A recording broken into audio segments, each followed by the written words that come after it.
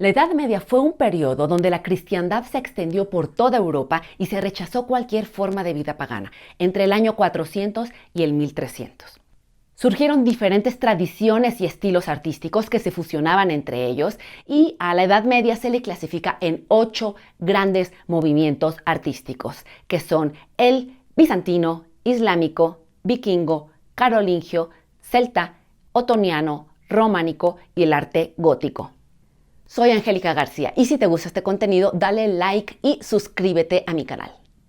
El medioevo colapsó la era occidental del Imperio Romano. Esa fue una de las razones por las que Constantino trasladó a la capital romana de Roma a Bizancio, ahora Estambul. Así, el Imperio Bizantino confiaba en la estabilidad del Oriente, manteniendo rutas comerciales con el Occidente. El emperador romano Constantino proclamó, después de que los cristianos fueran perseguidos, que el cristianismo sería desde entonces tolerado.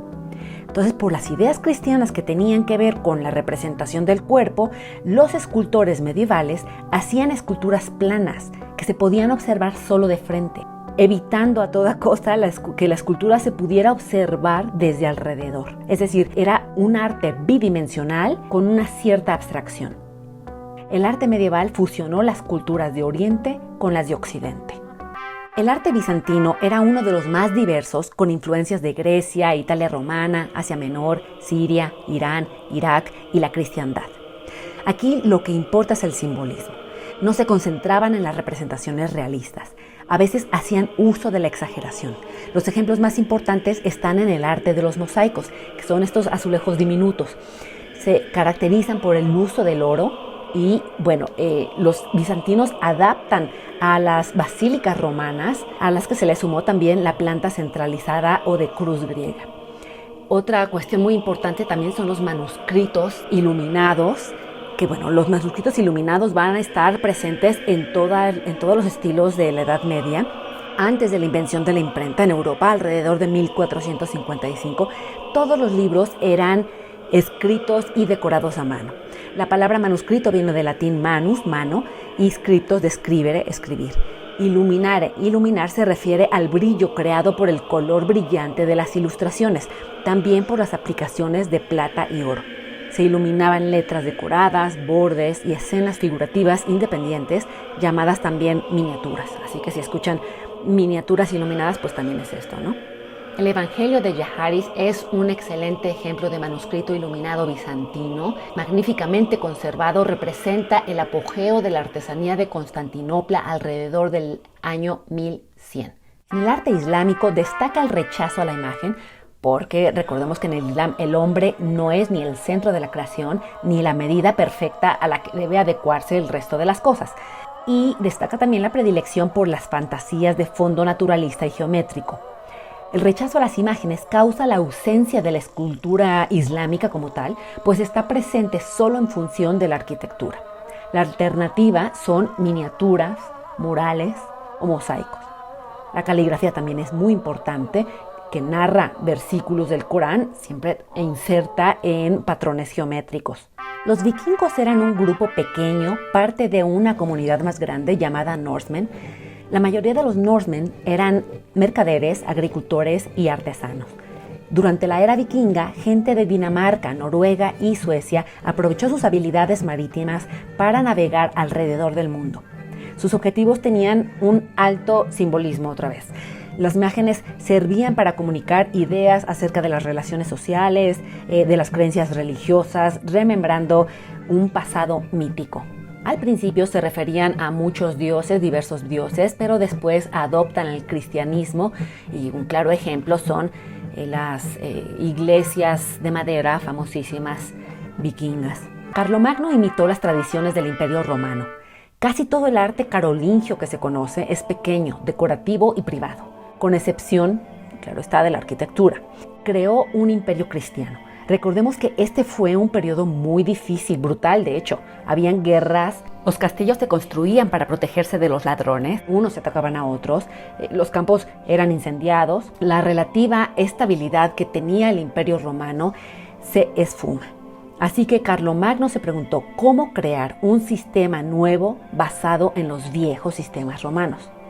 Carlomagno era muy fiel a la religión cristiana, pero el problema es que las personas que le rodeaban, incluidos sus sacerdotes, principalmente sus sacerdotes, eran iliterados. Así que se propuso educar a la gente, sobre todo a los sacerdotes, en cuanto a la religión. Todos los pueblos practicaban el cristianismo de manera diferente, así que él quiso unificar estas enseñanzas.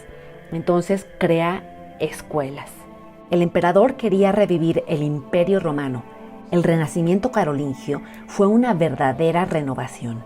La devoción de Carlomagno se vio reflejada en manuscritos iluminados, cubiertas de libros talladas, esculturas, frescos, etc. Los celtas surgieron en Europa Central, no en Irlanda.